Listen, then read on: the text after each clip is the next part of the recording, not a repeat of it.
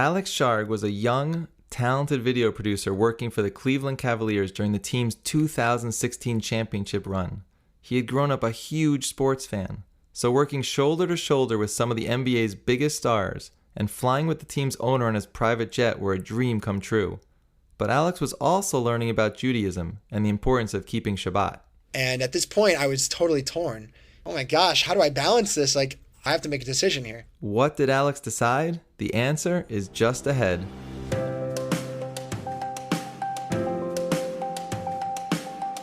I'm Jeff Cohen, and this is Saturday to Shabbos, Inspiring Jewish Journeys.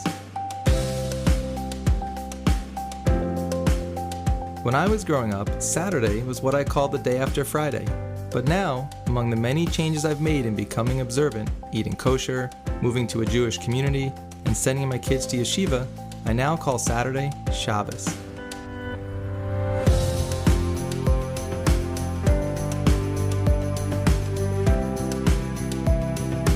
On this podcast, I'll present real-life stories of people who've made their own journey to Jewish observance, the obstacles they overcame, and how the journey transformed them. Alex Scharg, welcome to Saturday to Shabbos. Great to be on. Thanks so much for joining us. Let's jump right in. So I understand you grew up in Detroit, Michigan. What's the Jewish population like over there? There's a big Jewish community in Detroit. I think it's somewhere around the 90 to 100,000 mark. There's probably about 80, maybe 80% of those, or 80 to 90% that are non-affiliated, and maybe 10% that are more observant, traditional, Orthodox related. But the community in Detroit is very warm, and there's a lot of achdus, or unity, between a lot of the different Jewish communities that exist around the area. And how would you describe your own Jewish upbringing in Detroit? I grew up in a very densely populated Jewish suburb called Bloomfield Hills, Michigan. I had two beautiful Jewish parents, and I grew up with some Jewish exposure, but a more cultural exposure.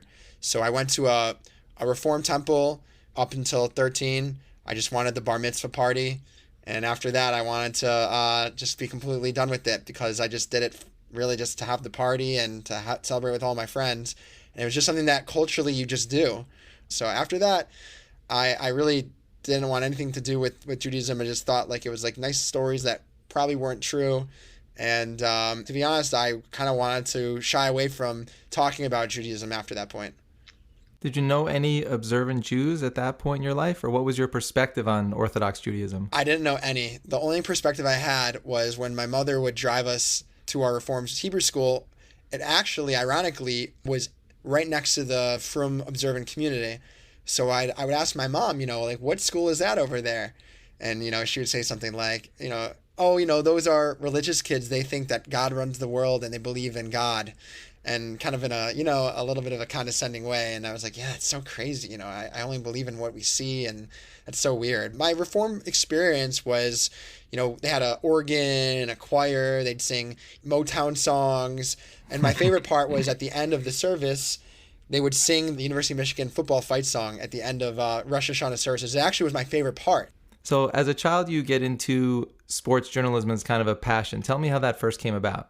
I was always the kind of person that would get up at 4 a.m. when I was 11, 10 years old, and I'd watch SportsCenter on reruns 3 or 4 times, and I'd say, well, I could announce that better. I thought I could do it better this way or that way. And then it kind of dawned on me, you know what? I feel like I see something that I could do better. I feel like I have the background of sports knowledge. So why don't I try to get into sports journalism, radio, television, writing. I like to write too, but, I thought I could really do a good job with radio or television reporting. So luckily, my high school had a radio station. They traditionally were recognized across the state of Michigan for having a good radio program. So I figured I tried it out my junior year of high school, going into my senior year. They had an award competition you could enter in, so I entered in that. But then they had a national award competition called the John Drury High School Radio Awards. So I submitted 2 takes for that. One was a promo for my high school radio show that I hosted, and the other was a radio drama. I actually took an English literature classic, The Secret Life of Walter Mitty, and I made it into a golden age radio drama. So I submitted it, and I won, first in the nation. in this radio drama category, and I also won first place in the best promotional category. So I thought, okay, I think I have something here. I feel this is like a sign that maybe I should really look into this more. Maybe radio, to an extent, would be more for me. So I said, okay, at that point, where am I going to pursue that? And I started with sports journalism. I thought that was the major for me.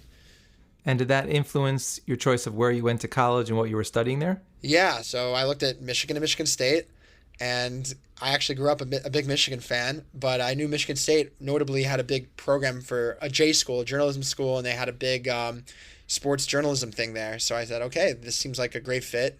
Big sports school also. So I ended up choosing Michigan State for that reason. And what's your involvement in Judaism through the college years? So the funny thing is, as much as I tried to run away from Judaism, it's almost as if Judaism followed after me. So when I went to college, I joined AE Pi, which I didn't realize was a Jewish fraternity. And at Michigan State, they did have a Chabad, but I just wanted to go for the free food, and I left right away just for dinner. So that was my exposure at that point to Judaism. And then AE Pi, which was a Jewish fraternity, and even though, at times there were things that weren't so Jewish, but, we still went to the halal house. But at the same time, I was still straying far away from Judaism at that point. I had no interest in learning or anything. My guest today on Saturday to Shabbos is Alex Scharg. So at this point in your college years, your sports journalism career is also starting to take off. Tell me a little more about that. Yeah, so at this point, I was just DJing at the student radio station. I wanted to get my foot in the door. But there was one big sports show that had a big following. And historically, the former hosts of the show, they moved on to, most of them, 90% moved on to big careers in journalism. So I thought, okay, if I get this show, then I feel like I'm golden, So I applied for the show, eventually got it. And then I started getting into the sports show. The guy that hosted it was a Hall of Fame broadcaster. His name is Earl Robinson. He definitely took me under his wing and mentored me a lot. So I started producing, Magic Johnson came on the show once. He had all kinds of big people that I, talked to, screen, let on the show, produced, started basically being the producer. Then the station manager, who also engineered, who got me trained, he kind of stepped back, and I ended up basically full-time taking over at 20 years old, being the full-time engineer producer for the show with Earl. And then eventually, unfortunately, Earl passed away, and I had a huge opportunity. I filled in hosting until they got a new host as a student, which is a huge deal. So I started building up, Baruch Hashem, like a really good resume at 20, 21 years old, and that really propelled my journalism experience right away. So you parlayed all these early breaks ultimately into a plum job. What was that? So at that point, I started, applying for jobs. I got really lucky again. I saw a Facebook post saying Fox Sports Detroit is looking for an ENG photographer, essentially a videographer. I'm like, all right, well, I always thought it'd be cool to work at Fox Sports Detroit, and I jumped at the opportunity. So I'm like, you know what, I'm going to stay here in Detroit. And there's a great opportunity. So I started at 22 years old with Matt Shepard, Trevor Thompson, the big Fox Sports Detroit anchors, John Keating. I was filming, lighting, setting up, doing the interviews with Justin Verlander, Miguel Cabrera, the Detroit Tigers, Detroit Pistons over a period of like 9 months. And that was a big opportunity for me. So clearly your career is flying high. I want to hear now about a certain phone call that might have changed your thinking about your life and career. Yeah. And at this point, totally not Jewishly connected. But I got a call about 9 months into my job there saying, hi, I'm so sorry, Alex, but we're going to have to let you go.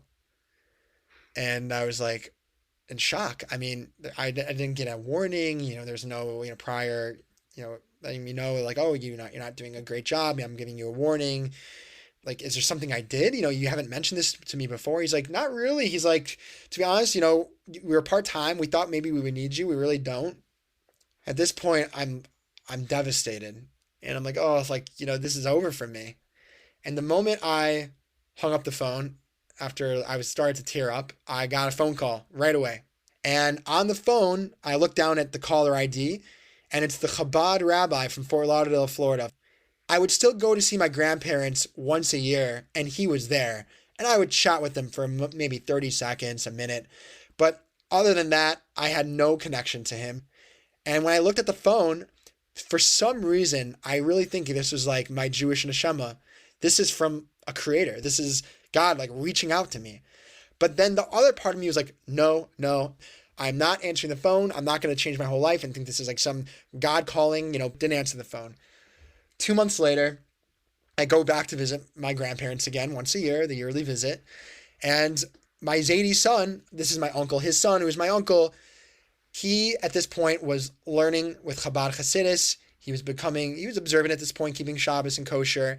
And that night we had dinner together, and at the table, we stayed at the table for 7 hours. We had a long talk on religion, philosophy. He saw something in me that I was maybe, a little like confused with life, maybe like after losing the job and like, trying to find my next foot in the door. I think he saw that I was like, looking for emes. So, and I said like, well, what do I do? He goes, start learning at the local Chabad house. Find the local Chabad house. So I was living in downtown Detroit and I Googled Chabad Detroit and it came up and I eventually got connected to the Chabad Shliach there and I went to one of his classes and then he invited me over for Shabbat and I started going, once a week to Shabbat. And that was really the start of the call that changed everything for me. So as you're exploring your Judaism on a deeper level, I understand you then land another plum gig career-wise. So what was that? So I got a really good job working for a guy named Dan Gilbert, who is the owner of the Cleveland Cavaliers. He owns Quicken Loans. He's a serial entrepreneur. And I got a job as an intern to start working for his media team. So at this point, I was really just taking basically Dan Gilbert's media assets, his family assets, like his photos with his family, his documentary, about the run to the championship. They were hoping in 2016, when they actually ended up winning, that they would eventually win and it'd be a whole story of the first championship to Cleveland in 50 years. And, we were working with Mark Wahlberg to produce a documentary to make this a public thing. So I was in the playoffs, with the team on the planes, in the locker room after the media left, getting this exclusive, raw, all access documentary of the run to the championship. So, I was there, when they won. I got to play with Kyrie Irving, on a 3-on-3 match on one of the off games. So here I was, seeing the lives of, the biggest athletes up close, LeBron. And even though I was an intern to start and I wasn't getting paid so much, I thought I basically made it. I feel like I got to see everything I needed to see in the sports journalism at that point while I was, starting to learn more Torah. So Alex, how'd you do in those 3-on-3 matches with Kyrie Irving on the court? I actually scored 1 point on him. I could say, I have the claim to fame that I scored a point on him, but he totally destroyed me in every level. I mean, he crossed me up. I was going left and right. I could not hang with him. I mean, yeah, it was a great game. And then I even, there was one time where, I was in the locker room even filming LeBron James and he yelled at me one time. He called me over.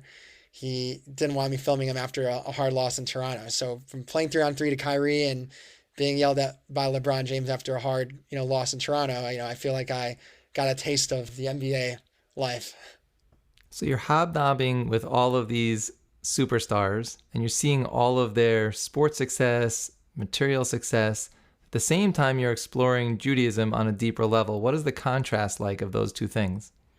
It was interesting because when I would go to Chabad and go for Shabbos dinners, I would sit there and just look at the way, they raise their kids and the way their kids are such Aved Hashem, not only just the family, but I also just saw the emes of it, the truth of Shabbos and why it makes so much sense. And I just loved when I would do it. I did my first full Shabbat there without my phone or anything. This was back in 2016 and 2017. And then, sometimes I have to leave on Saturday during the afternoon and leave Chabad and start going to work and, go on the plane and I'd fly with Dan on his jet and, I'd film stuff with him and high life for the rich and famous on, private jets.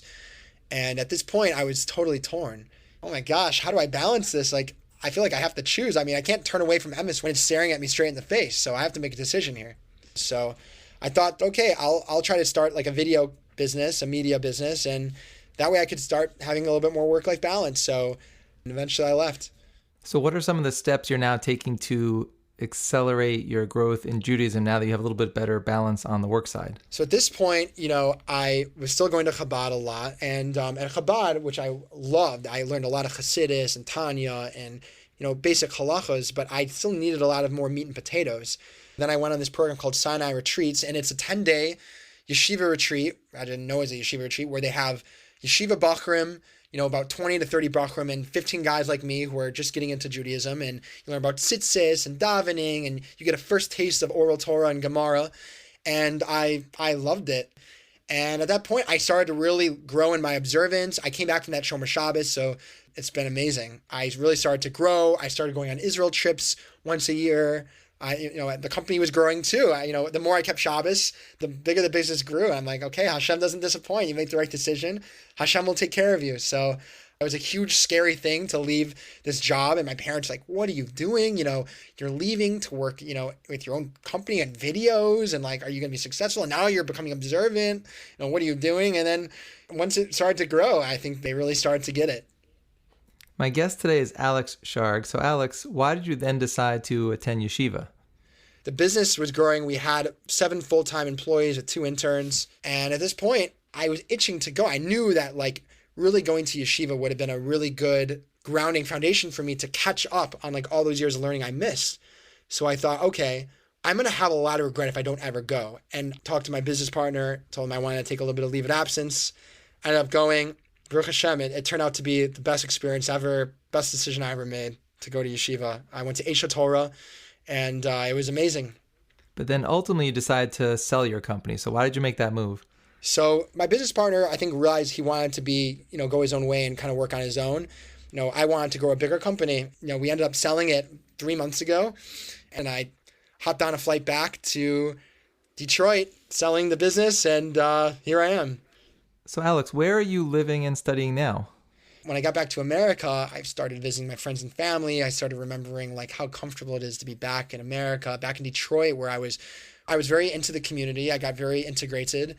But after talking to my rabbi and really doing some deep dive into myself, I realized that there is a goal that I ultimately want to reach with my learning that I'm not at.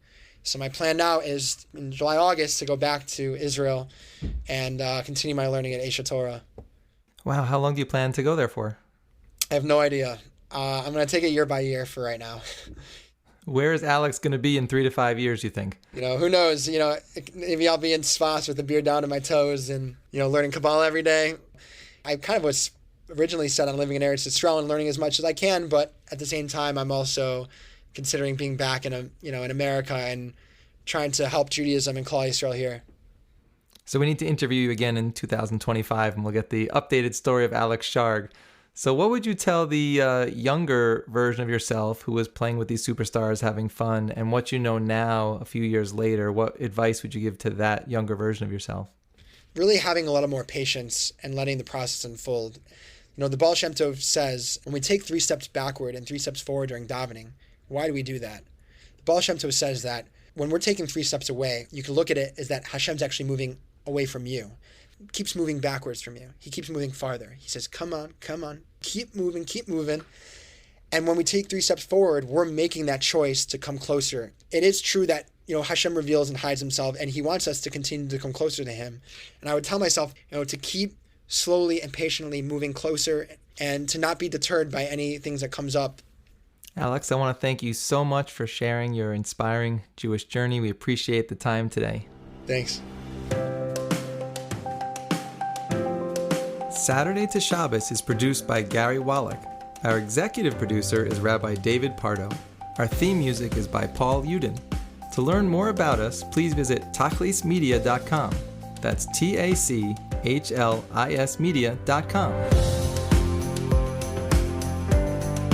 Tell us what you think about what you've heard, or suggest a story we should know about by emailing shabbos@tachlismedia.com.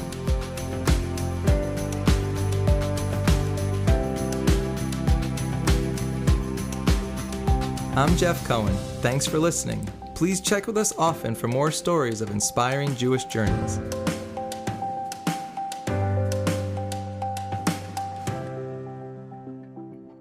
Saturday to Shabbos is a Tachlis Media podcast.